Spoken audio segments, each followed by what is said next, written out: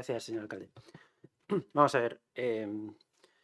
Según la Ley 7/2021 de 20 de mayo de Cambio Climático y Transición Energética, en su título cuarto, en el que aborda las cuestiones relativas a la movilidad sin emisiones y transporte, se establece en su artículo 14.3 que, y abro comillas, los municipios de más de 50.000 habitantes y los territorios insulares adoptarán antes de 2023 planes de movilidad urbana sostenible que introduzcan medidas de mitigación que permitan reducir las emisiones derivadas de la movilidad, incluyendo al menos, punto 1, el establecimiento de zonas de bajas emisiones antes de 2023, y punto 2, medidas para facilitar los desplazamientos a pie, en bicicleta u otros medios de transporte activo, asociándolos con hábitos de vida saludables, así como corredores verdes intraurbanos que conecten los espacios verdes con las grandes áreas verdes periurbanas.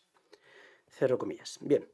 Lo que no figura en la mencionada ley es el hecho de que prácticamente la totalidad de la población se tenga que establecer como ZB, limitando de este modo la movilidad de cierto grupo de vehículos que evidentemente no son en su mayoría de ciudadanos con menores recursos y que no pueden permitirse cambiar de automóvil para adaptarse a la norma que se quiere establecer. De este modo, estamos ampliando la desigualdad, puesto que una persona con mayores capacidades económicas podrá acceder a la ZB con su vehículo con etiqueta medioambiental, mientras que otra, con recursos insuficientes para cambiar de vehículo, no podrá acceder a la misma.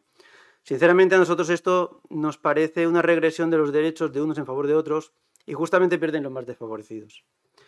Si bien la tendencia clara en la industria del automóvil es dejar de fabricar paulatinamente vehículos de combustión interna, aún no queda claro en qué fecha se establecerá la prohibición de venta de estos motores en la Unión Europea.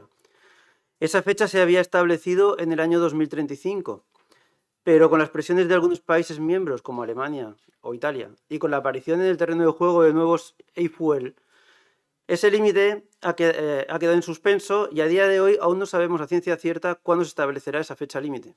De hecho, ni tan siquiera tenemos claro que vaya a existir una fecha límite para la venta de vehículos con motor de combustión gracias a los mencionados e-fuel. Como he mencionado al principio de la intervención, en el apartado B.3 del artículo 14, en el título cuarto de la Ley 7/2021, se hace referencia a los corredores verdes intraurbanos. Bien. Según este apartado, los municipios de más de 50.000 habitantes deben adoptar antes de 2023 planes de movilidad urbana que incluyan estos corredores verdes. Con la implantación de los mismos y sumado a las zonas peatonales que ya tienen restringido el acceso a determinados vehículos, la inevitable sustitución natural de los vehículos más antiguos, que ya refleja el estudio realizado por Bicual y la MB, y con la mirada puesta en los nuevos combustibles de cero emisiones y o energías alternativas, no vemos la necesidad de establecer la práctica totalidad de Viladecans en una ZBE que no va a hacer sino discriminar a una parte de la población. Por cierto, según su encuesta de movilidad, encuesta que no hemos visto, del reducido, entre comillas, porcentaje de vehículos sin etiqueta que existe en Viladecans, un 30% lo cambiaría por otro con etiqueta ambiental. Cuando digo reducido, entre comillas, es porque lo que se ha hecho es una estimación hipotética. Claro que esto no es más que una extrapolación hipotética, tal y como se menciona en el propio informe, y en realidad no han contado con la casuística de cada usuario. Usuarios que seguramente estarían encantados de cambiar su vehículo si su economía se lo permitiese.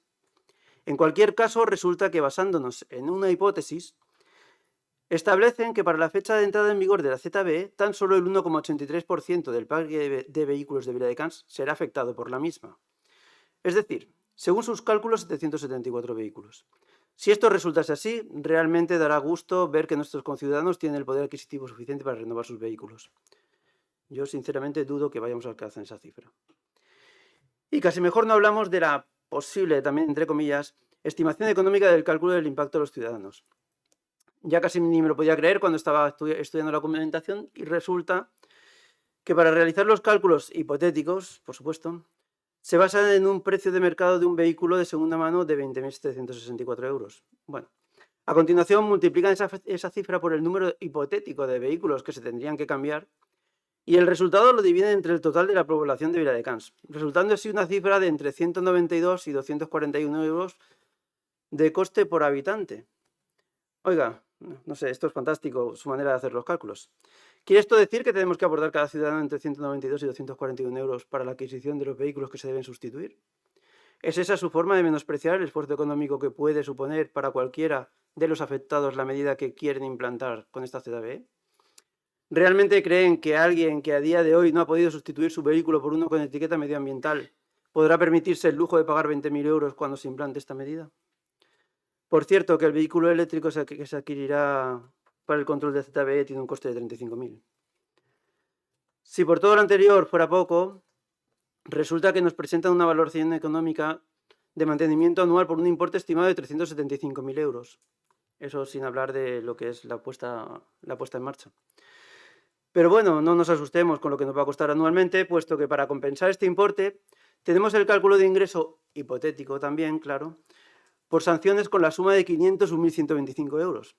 Desde luego, a primera vista parece un buen negocio. Resulta que ingresamos hipotéticamente 126.125 euros al año.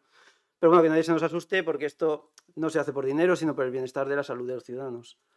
Evidentemente, nosotros votaremos en contra de los dos puntos. Gracias.